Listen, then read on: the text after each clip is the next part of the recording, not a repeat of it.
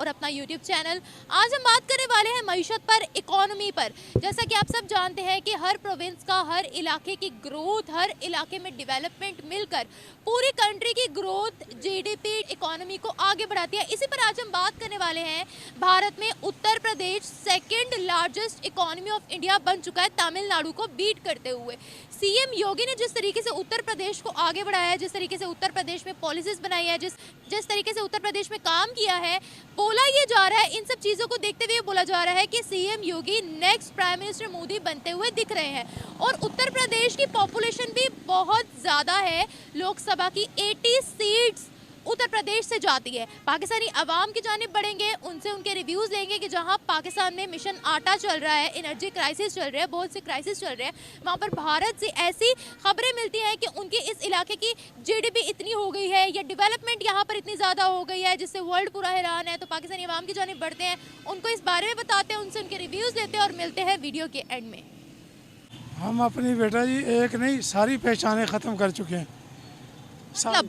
मसलन कि अगर जनरल असम्बली में भी इजलास हो रहा है ना, तो एक सिख है वज़ीर आज़म, तो उसने अपनी सिख की पगड़ी पहनी हुई है। हमने वो छोड़ कर टाइयाँ बांधी हुई हैं ग़ुलामी की। ठीक है, तो अभी तो कोई सिख वगैरह है ही नहीं जनरल असम्बली में। सिख नहीं, हिंदू होगा तो उसने भी यहाँ कुछ ना कुछ लगाया होगा। नहीं है, अभी तो कोई भी नहीं है जनरल असम्बली। होती है मुसलमान की, कैसे? दूर से होनी चाहिए। मैं खड़ा हूँ आपके सामने, ठीक है ना, इसी तरह।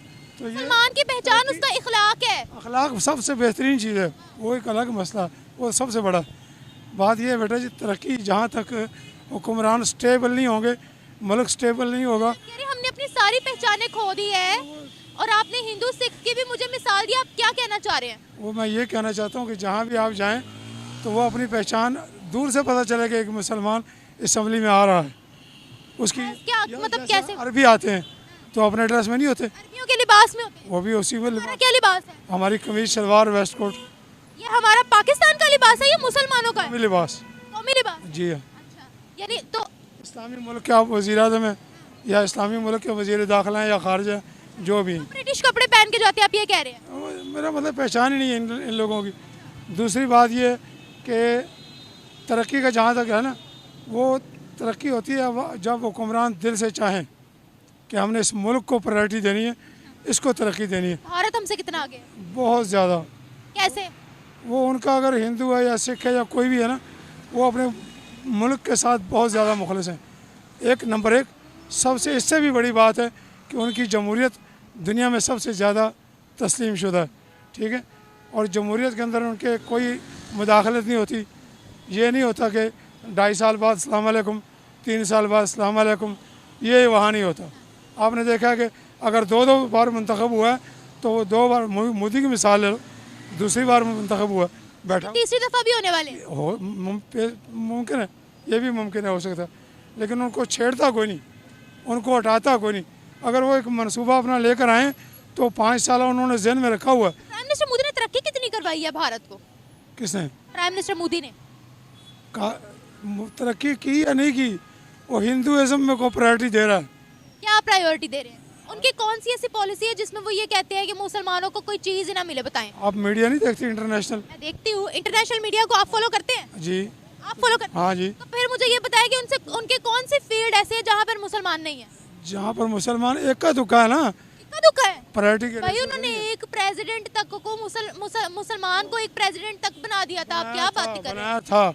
हमने उसी तरह के एकेडमी साइंसदान को पकड़ के तो सारा कुछ उसका खोल दिया। कदीर खान, कदीर खान, ठीक है। उसने फिर कहा नहीं, जब वो मैं इसराइल तक मिसाइल बना रहा था तो मुझे हुक्मरानों ने कहा नहीं यार, ये 2000 किलोमीटर तक, 200 किलोमीटर तक रखो। नहीं तो आप कह रहे हैं कि वहाँ मुसलमान नजर नहीं आते, तो कहाँ नजर नहीं आते? मुझे जरा बताएं तो। मुसीबत में ही है ना जी, जहाँ भी है बेचारे मार ही खा रहे हैं।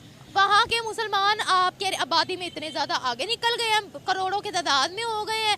आप कह रहे हैं कि वहाँ के मुसलमान बड़े नाखुश हैं। अगर करोड़ों की तादाद उनकी बड़ी है ना, तो उनको फैसिलिटीज़ मिल रही हैं तो बढ़िया ना, वरना तो वो भी कूच कर जाते हैं, दूसरे इलाकों में चले जाते, दूसरे मुल्कों में चले जाते हैं। मुल्क ज़मीनी लिहाज से पाकिस्तान से 4 गुना बड़ा है, ठीक है। अगर वो करोड़ों में भी है ना, तो आबादियों में बहुत कम है, इक्का दुक्का 4 घर एक आबादी में, 6 घर दूसरी आबादी में, इस तरह रह रहे हैं। मतलब इकट्ठे तो नहीं रह रहे ना एक शहर में। आपको किसने कहा है इकट्ठा नहीं रह रहे? इकट्ठे नहीं रह रहे किसी। कौन से इलाकों में रहते हैं मुसलमान, ये बताएं मुझे। ज़्यादातर वो उनका मुल्क है, वो जहाँ मर्जी रह सकते हैं, ये उनकी अपनी मर्जी है। अब हम थोड़ी ना उनको घर मुंतखब करके देकर आएंगे। उन करोड़ों की तादाद है, सेकंड लार्जेस्ट मेजोरिटी में है वो लोग, माइनॉरिटी लाखों में होती है, वो करोड़ों में है। अकलियत है ना, अकलियत। सेकंड लार्जेस्ट मेजोरिटी है, अकलियत लाखों में होती है। वो भी तो 1.5 अरब है ना, उनको भी तो देखें। 1.5 अरब? हाँ जी, 1.5 अरब तो टोटल आबादी है ना। हाँ तो वही पहुँच चुकी है।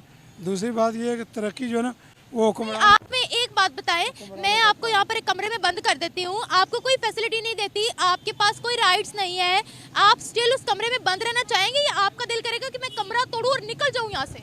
अब वो ये तो जाहिर है कि हर किसी का कैद में रहना कोई पसंद नहीं करता। देखिए वो कैसे कैद में रहना पसंद कर सकते हैं जहाँ उनको ना मजहबी आज़ादी है ना रहन सहन की आज़ादी है। देखिए वो भी तो इंसान है ना, वो कोई रोबोट थोड़ी है। हैं रोबोट है वो?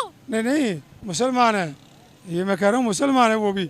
लेकिन किस तरह वो बेचारे मोहल्ले में भी ज़रा सा कोई दंगा फसाद हो जाए तो 20 मिल जाते हैं एक मुसलमान को मारने के लिए। 20 मिल जाते हैं एक मुसलमान? तो आप देखते नहीं? देखिए एक्सट्रीमिज्म के केसेस वहाँ पर होते होंगे, इस चीज़ से मैं इनकार नहीं करी, लेकिन मुसलमानों को भी उतनी ही फैसिलिटीज़ वहाँ मिल रही हैं जितनी सबको मिल रही हैं। उनकी पॉलिसी ही यही है, नेशन फर्स्ट इंडिया फर्स्ट। तो इंडिया फर्स्ट या नेशन फर्स्ट में ये नहीं है कि हिंदू फर्स्ट तो ईसाई फर्स्ट तो क्रिश्चियन फर्स्ट, सब फर्स्ट है। कब कहेंगे नेशन फर्स्ट, इस्लाम फर्स्ट, पाकिस्तान फर्स्ट?